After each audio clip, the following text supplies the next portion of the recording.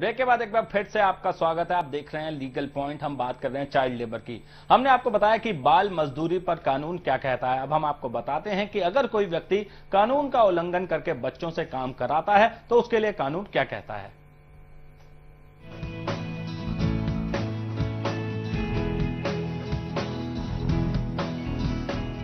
इस बारे में बने the child labour prohibition and regulation act की धारा 14 के मुताबिक अगर कोई व्यक्ति इस कानून के खिलाफ बच्चों से मजदूरी कराता है तो उसे 1 साल तक की सजा हो सकती है।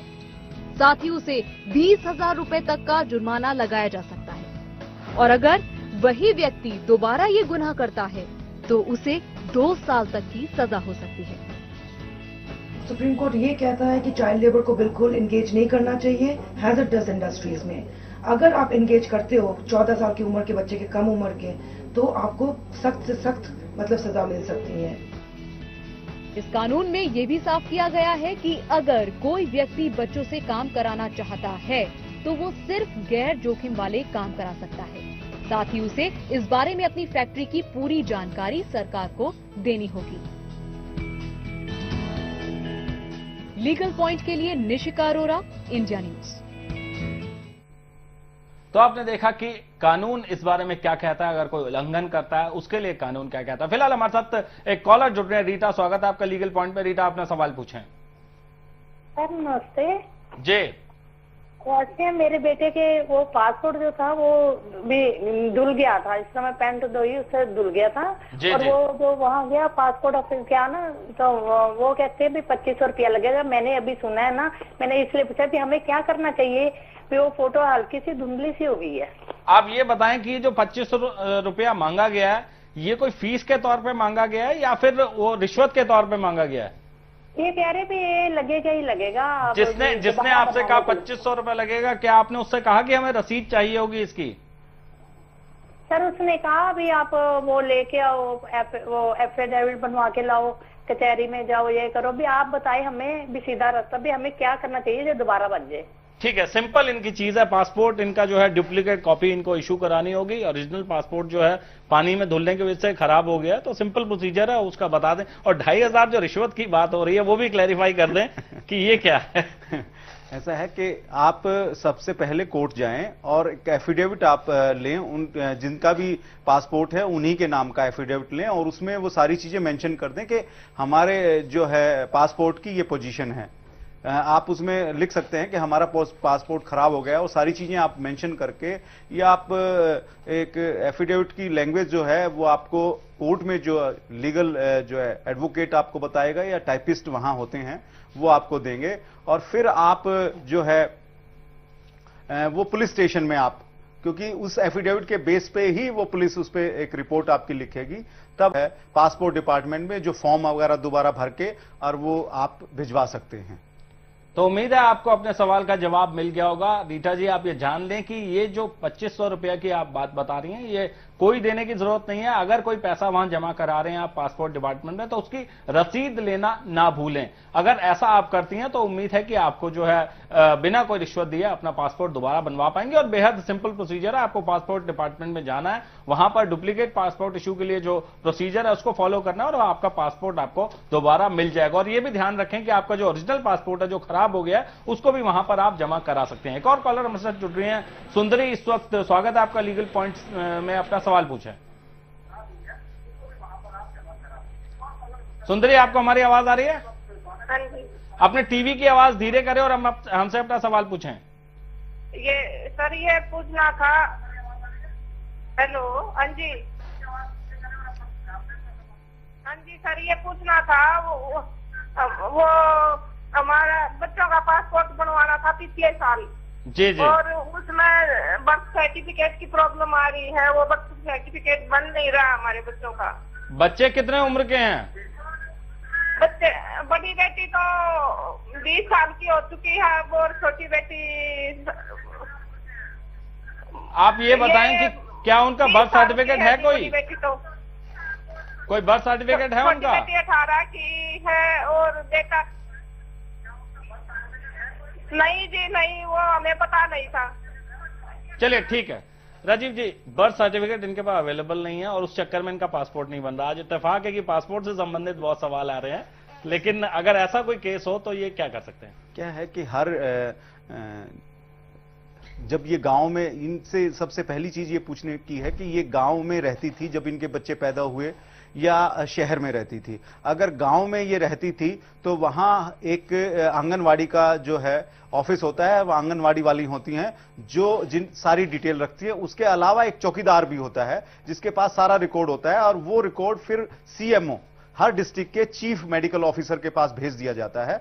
वहां उनका जरूर मिलेगा अगर ये गांव में पैदा हुई हैं। और अगर ये शहर में रहते हैं तो हर शहर में एक नगर पालिका, नगर निगम है, वहां जो है अगर हॉस्पिटल में, किसी भी सरकारी हॉस्पिटल में या प्राइवेट हॉस्पिटल में बच्चा पैदा होता है तो वो डिटेल वहां चली जाती हैं। वो हॉस्पिटल के जो है जो कंसर्न जो है ऑफिसर्स होते हैं, उनकी जिम्मेवारी होती है कि वो सारी इंफॉर्मेशन जो है मेडिकल ऑफिसर के पास भेज दे और नगर पालिका में वो उसकी रिपोर्ट भेज दें।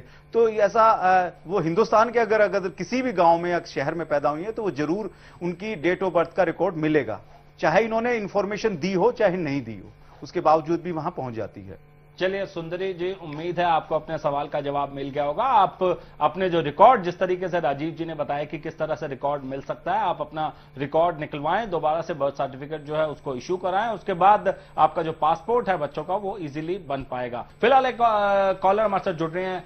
इंदिरा, स्वागत है आपका लीगल पॉइंट पे। इंदिरा, अपना सवाल पूछें। हेलो जी।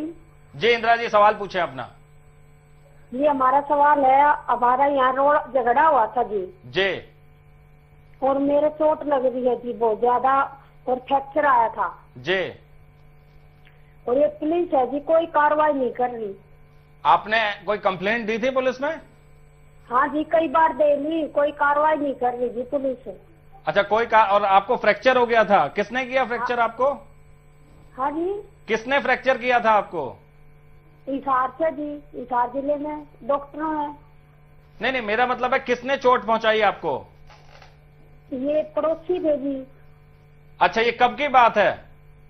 ये अभी 6 तारीख को महीना हो गया जी, अभी 6 तारीख आगे आएगी, 2 महीना हो जाएंगे। अच्छा, 2 महीने हो जाएंगे। मेडिकल रिकॉर्ड बना था कोई? मेडिकल रिकॉर्ड आपका? कोई मेडिकल रिकॉर्ड आपका बना था? हाँ जी। कहीं हॉस्पिटल में गई, कोई एमएलसी वगैरह बनी हुई है आपकी? हाँ जी। आपके पास है वो एमएलसी? हाँ जी, अस्सी में कराई थी जी, पहले इन लोगों ने पैसे खिला दिए जी, तो उन्होंने पैसे खाकर वो बोले आपकी कोई फ्रैक्चर नहीं है। पहले तो बोले फ्रैक्चर है, एक्सरा खर्चा उन लोगों ने सरकारी हॉस्पिटल में। अच्छा, तो दोबारा लेकिन आपके पास कोई मेडिकल रिकॉर्ड है वो जो आपको चोट लगी थी? हाँ जी है। चलिए, आप उसके लिए आपको जो है सबसे पहले जो पुलिस स्टेशन में आप गए होंगे, एफआईआर कंप्लेंट, उन्होंने आपकी कंप्लेंट पर एफआईआर दर्ज नहीं की तो आपको एसपी से, जो आपके जिले का सुपरिटेंडेंट ऑफ पुलिस है, उसके यहां आपको जाना चाहिए था।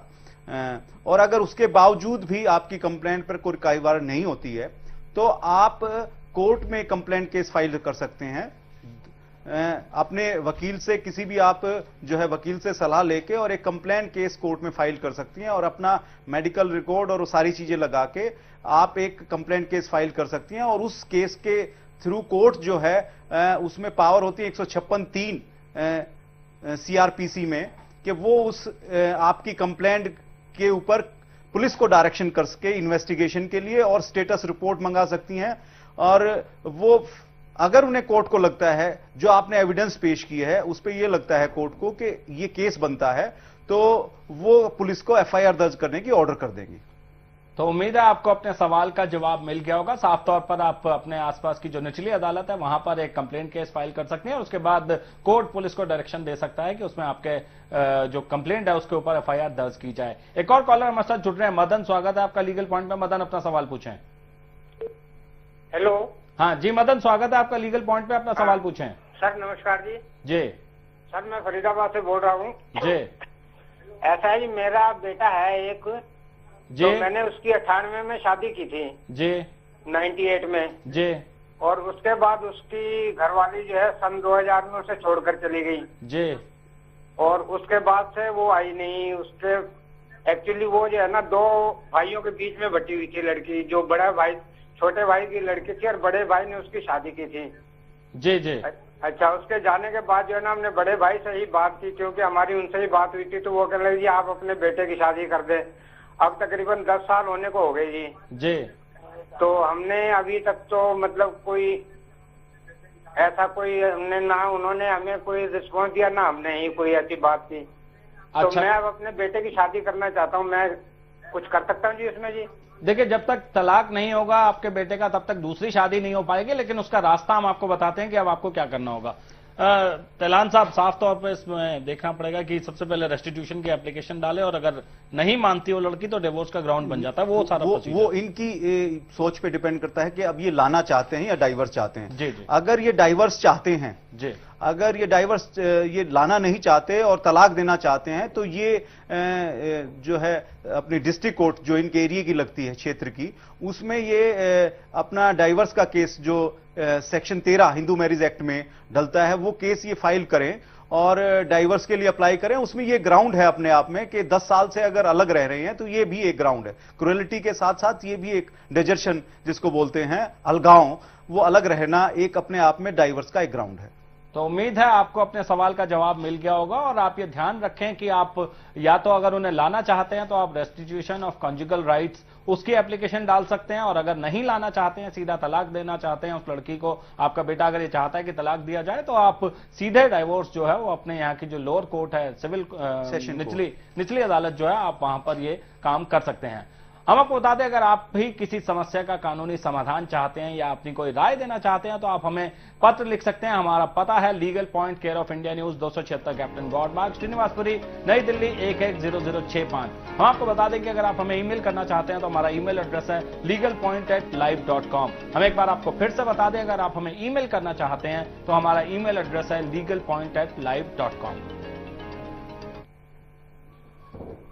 लीगल पॉइंट में आज बस इतना ही, और राजीव जी आप हमारे शो में आए, सबके सवालों का जवाब दिया, इसके लिए बहुत बहुत धन्यवाद। Thank you. तो आप अगर अपने कानूनी सवालों का जवाब चाहते हैं या फिर कानून के बारे में जानना चाहते हैं तो देखते रहिए लीगल पॉइंट। अगले हफ्ते इसी समय इसी चैनल पर एक बार फिर से मिलेंगे, तब तक के लिए नमस्कार।